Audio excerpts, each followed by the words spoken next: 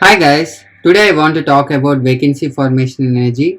So vacancy means there is one atom missing. So it's a zero dimensional defect. Now starting with LAMP script, I do the initialization where I clear all the previous settings and I put the units to metal, which is the most usable units in lamps.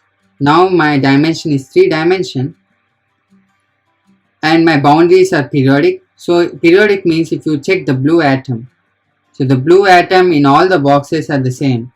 And when this blue atom leaves one boundary, you can see that it enters another place. If you see this blue atom is leaving here and there is a blue atom coming up here. If you leave this one, you can see a blue atom coming from here. So this is the periodic. So in periodic means it's like a mirror image of all the atoms in all the 3 dimensions. Now this is my lattice spacing for pure nickel and I give the lattice as FCC and I define my region block from -4 to 4 in all the 3 dimensions. Now I create the box. So the region gives an imaginary box, defines an imaginary cuboid or cube -4 to 4 in all the dimensions. Now the create box creates the box. Now I define my lattice again with the spacing and the orientation of the atoms. So the spacing, the interplanar spacing is 100 in x and y is 010 and z is 001. Now I create my atoms using the region sim box, which is simulation box. So I have used create box 1. So I can use maximum pair coefficient arguments only 1, which I'll talk afterwards. So I create my atoms using this. So the atoms are created in the simulation box. So now I got my configuration structure. Now I can move ahead and do my calculations. So first I give my force field interaction between the atoms. So as I have said, I used create box 1. So there's only one atom type, that is only one type of atom, which is only nickel. It can't be nickel. If I use create box 2, then I have to give nickel space nickel. So there are two atom types which you can give as the same atom type in this argument. So here I give only one atom type. Now I define my settings. So this calculates the center of symmetry for the FCC. So which gives the exact center of all the atoms. So you can store the coordinates exactly like that. And now I compute my energy of all the atoms for each atom. Then I do this reduce sum to get the total potential energy. So let's see how this works. So these are my atoms. So now when I use compute some random, I can give anything here. Energy, ENG, anything, all potential of each atom. It calculates the potential of each atom like this. So for 8 atoms E1 to E8, like that it goes on. Now I use reduce sum. So this reduce sum, what it does is it sums all the potential energy values and it gives the total potential energy of the crystal structure. To get the stable crystal lattice energy, I do minimization using conjugate gradient method. So I have already spoken about Lennard-Jones potential. The red curve is the Lennard-Jones potential. The blue curve is actually the attractive part of the Lennard-Jones and green curve is the repulsive part. So when I add this attractive and the repulsive part, green and the blue curve, I get the red curve and I have the least energy here, which is this stable equilibrium spacing between atoms. So I want to have stable equilibrium spacing between atoms. So how do I get there? So let's take this 0 to 8 is the spacing between the atoms and this is the energy curve when the spacing between the atoms is changing, and let the stable spacing be 4. And I take a point, I start with the spacing, I get an energy value. So I take the slope to the curve or a tangent to the curve, and I get an intersection on the x-axis. So this point becomes another point on the curve, and I take the slope again.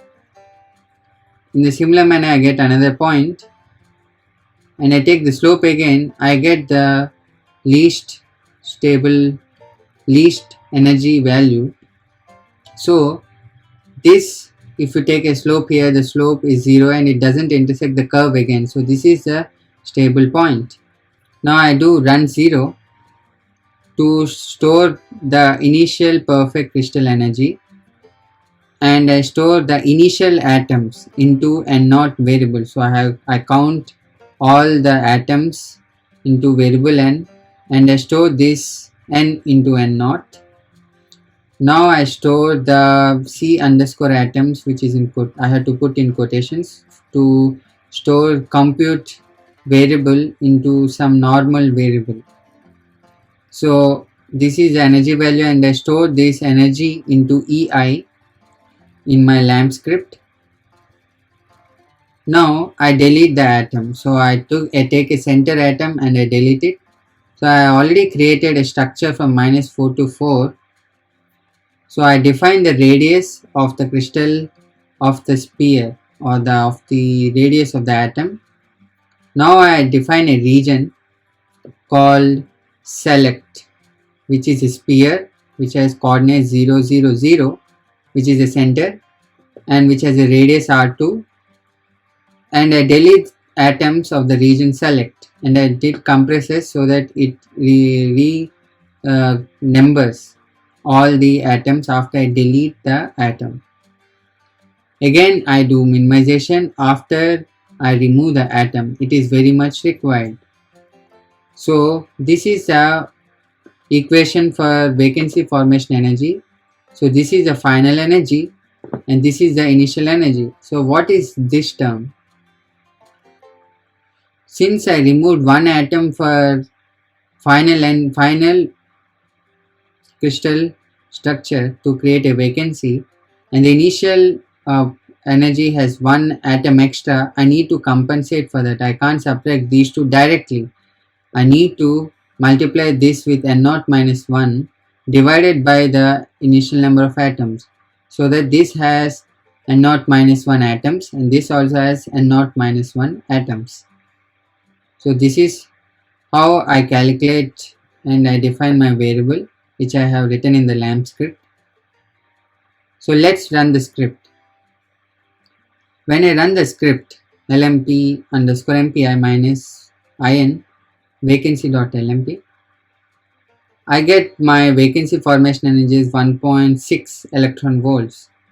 So if you see, I have deleted one atom, so the new total atoms are 2047 atoms. The initial atoms are 2048 atoms. So I made a video using Ovito. You can see there are red atoms. So the red atoms represents the highest energy of the atoms around the vacancy, because they have broken bonds. So they have extra energy which is not satisfied by another atom. So I will show in another orientation. So you can see that the center region has the highest energy where there is no atom. So I will talk about how to make a video on this using Ovito, so that it will be useful to many people when you show where is the highest energy. Thank you for watching this video. If you like the content, please click on the like button and subscribe to our channel. Your comments are very valuable to me and it's helping me to do very interesting stuff. Thank you. Have a good day.